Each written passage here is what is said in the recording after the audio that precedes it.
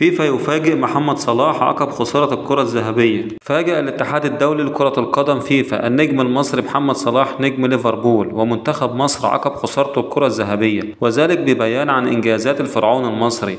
ووصف بيان الفيفا محمد صلاح بأنه أسطورة خالدة في الدوري الإنجليزي الممتاز رغم خسارته للكرة الذهبية في عام 2025، حيث احتل المركز الرابع في ترتيب الجائزة التي توج بها النجم الفرنسي عثمان ديمبلي. تتميز مسيرة محمد صلاح في أنفيلد بالعديد من البطولات والأرقام القياسية التي جعلته واحدا من أعظم اللاعبين في تاريخ الدوري الإنجليزي.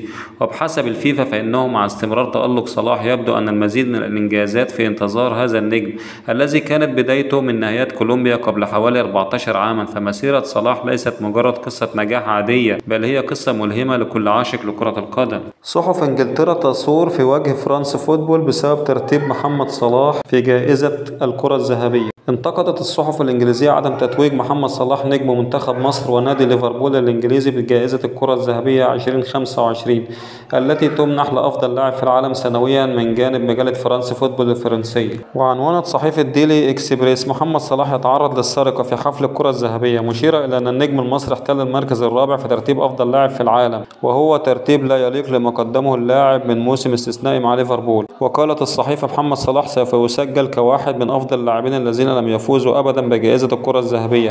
عدم تواجده ضمن المراكز الثلاثة الأولى على الأقل في ترتيب هذا العام يعد بمثابة إهانة. واستكملت الصحيفة محمد صلاح قدم موسما فرديا أفضل من عثمان ديمبلي وفيتينيا ولامين يامال، ولكن لأن باريس سان جيرمان وبرشلونة فاز بألقاب أكثر من ليفربول الموسم الماضي فإنهما يتفوقان على النجم المصري الذي سيدخل التشكيلة المثالية التاريخية للدوري الإنجليزي الممتاز على الجناح الأيمن عند مغادرته ليفربول. لكن البطولات الفرنسية لا يمكن تضاهي نظيرتها الإنجليزية.